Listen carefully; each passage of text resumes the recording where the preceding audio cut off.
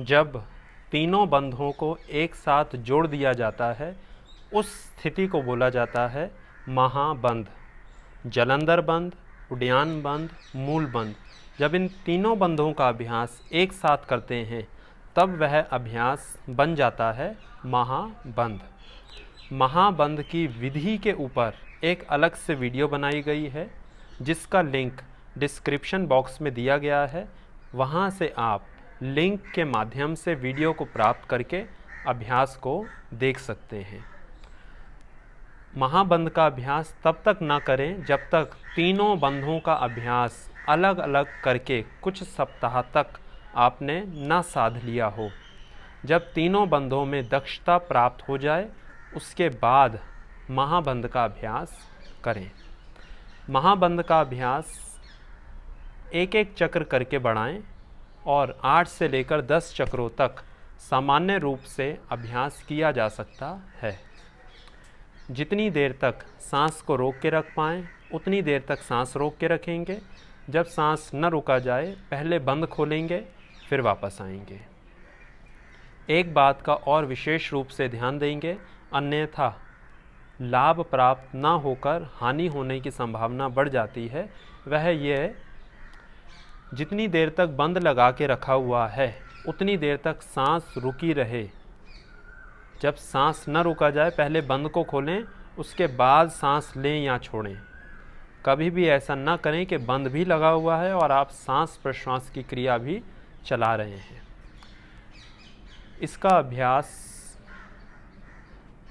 करने से कुछ सप्ताह पहले तक अनुलोम विलोम और नाड़ी शोधन का अभ्यास अच्छे तरीके से किया हो, उसके बाद ही इसका अभ्यास करें। अभ्यास के दौरान सारा ध्यान पहले मूल बंध पे, मूलाधार चक्र पे, उसके बाद मणिपुर चक्र पे, उसके बाद विशुद्धि चक्र पे और उसके बाद सांसों पर। इस प्रकार से एक एक करके कुछ कुछ सेकंड के बाद अपने ध्यान के केंद्र को बदलते रहेंगे। महाबंध का अभ्यास केवल बाहरी कुंभक के साथ ही किया जा सकता है, क्योंकि महाबंध के अभ्यास में उड्डयन बंध भी शामिल होता है और उड्डयन बंध के अभ्यास तभी किया जा सकता है जब शरीर से वायु बाहर निकाल दी और पूरा पेट अंदर खींचा हो। तो इसीलिए महाबंध का अभ्यास केवल बाहरी कुंभक के साथ किया जा सकता है। इसका अभ्यास अलग से भी कर सकते हैं और प्राणायाम के साथ में भी इसका अभ्यास किया जा सकता है। अर्ध कपालभाति, भस्त्रिका, इन अभ्यासों के बाद भी बंधों को, महाबंध को लगाया जा सकता है या अलग से भी इसका अभ्यास कर सकते हैं। यदि अलग से अभ्यास करें तो पहले आसन, उसके बाद प्राणायाम, उसके बाद बंध का अभ्यास करें और बंध के अभ्यास के बाद ध्यान का अभ्यास करें। यदि लाभ की चर्चा करें तो इसके अभ्यास से वह सभी लाभ प्राप्त होते हैं जो अलग अलग जलंधर बंध, उड्डयन बंध और मूल बंध से प्राप्त होने थे। इस अभ्यास में वह सभी लाभ एक साथ और कई गुना अधिक होकर शरीर को प्राप्त होते हैं।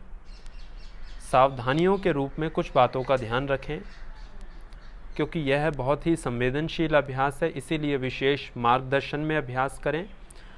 गर्भवती महिलाएं, हृदय से संबंधित कोई गंभीर रोग, पेट से संबंधित कोई गंभीर रोग होने पर, हर्निया, अल्सर, उच्च रक्तचाप, निम्न रक्तचाप, चक्कर आना, सर्वाइकल स्पॉन्डिलाइटिस, इन समस्याओं में इसका अभ्यास ना करें।